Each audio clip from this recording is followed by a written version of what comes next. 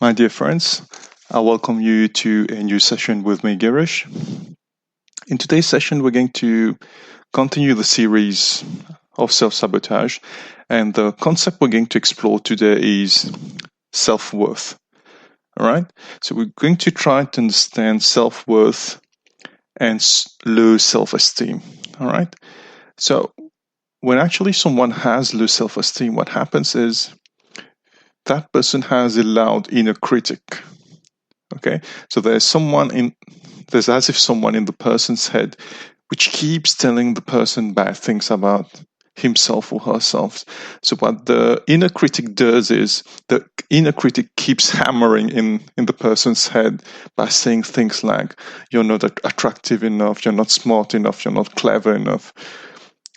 And what happens is that inner voice keeps sending negative messages, and the person always looks at himself or herself in a negative light. All right. And how do we now get out of that situation? The only way we can try to tame the inner critic, let's say, is we need to understand.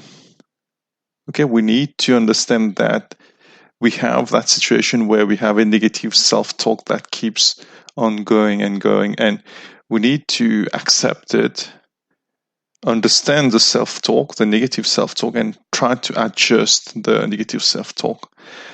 Now, that inner critic is something that we've created by ourselves, okay? It could be coming from past experiences we've had or what other people tell about us, and we just kept taking these things in, and it just created something toxic which keeps coming up from time to time in our head. All right, so it has already become a part of our inner programming, and the only way we can try to overcome this is by reprogramming the inner programming that has been set. Right, so we're just going to discuss a few strategies about how we can actually do that. So strategy 1, what we need to do is we need to become aware of the inner critic. Okay, so we need to know that it exists. So we need to understand that there's always going to be that inner voice which will come up with negative things about ourselves from time to time. Okay, so we need to be aware of that, accept it, and we need to realize that that inner critic is not a part of us. Okay, it is there, but it's something external to us, because the moment we think that it's us talking to ourselves in that way, we're going to feel really bad, and then we're just going to drown in that situation, let's say. Okay, so what we need to do is we need to look at the inner critic as something external from us, and one strategy is actually to give that inner critic a name.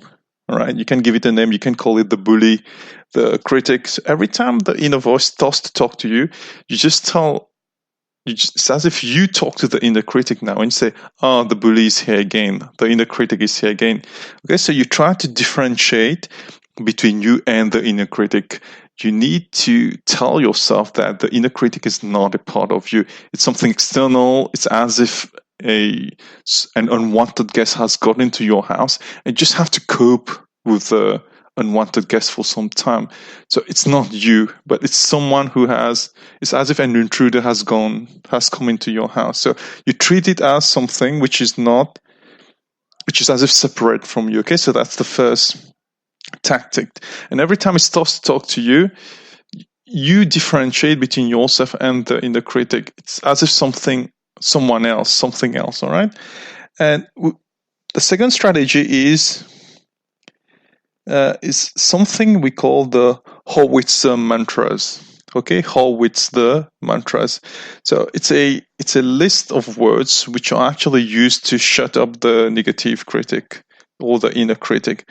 And there are keywords which has been devised by Howitzer, and the keywords are actually normal words like stop that, shut up, get lost, or you tell the inner critic lies. You say it 3 times when the inner critic starts to talk to you, or you say I disagree, or you just cancel. So it's the inner critic starting to talk to you, and you answer back to the inner critic. That's how it works. All right. Now, we've discussed about giving the inner critic a name. We've discussed about actually chatting to the inner critic. It may sound a bit funny right now, but these are actually tactics we use in psychology to deal with the inner critic. Okay. But the main work, the groundwork we have to do is actually replacing the inner critic's negative self-talk with affirmations. Okay. And it's a long-term work, and what you have to do is you need to have a more realistic and compassionate view of yourself. That's the only thing that's going to actually improve the situation. All right. So if the inner critic tells you something like you're not good enough, you need to replace that by saying I'm okay. If your inner critic is someone that tells you I hate myself the whole time, you need to replace it by I like myself. If the inner critic says you're stupid, you say I'm a nice person. If the inner critic says you're ugly, you say I'm attractive. If the inner critic says you're fat, you say I like my body. If the inner critic says you're butthead, you say I'm hip. If the inner critic says you're a loser, you say I'm a winner. If the inner critic says you're worthless, you say I'm awesome. If the inner critic says you can't do anything right, you tell yourself there are many things I can do right. If the inner critic says no one cares about me, or no one says about what I have to say, you tell an affirmation along these lines. Now, I'm fine with the way I am. So each negative statement can be replaced by something positive. Okay. So you need to know what are the negative thoughts which come to your mind.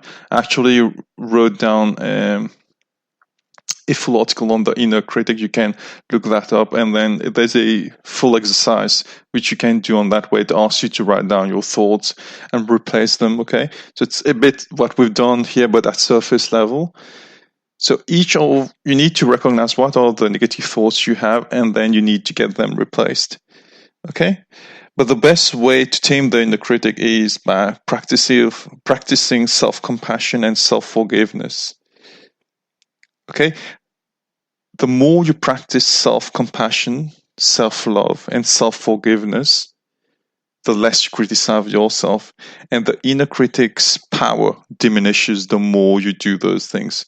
So you need to be gentle with yourself. The bottom line is this: be gentle with yourself. If you made mistakes, you accept your mistakes, and you need to actually work on yourself, because giving the negative critic the power over you will just make you very tired, drain all your energy, and it will affect the relationship you have with yourself and the relationship you have with others. And once again, that's how you'll end up sabotaging your relationships.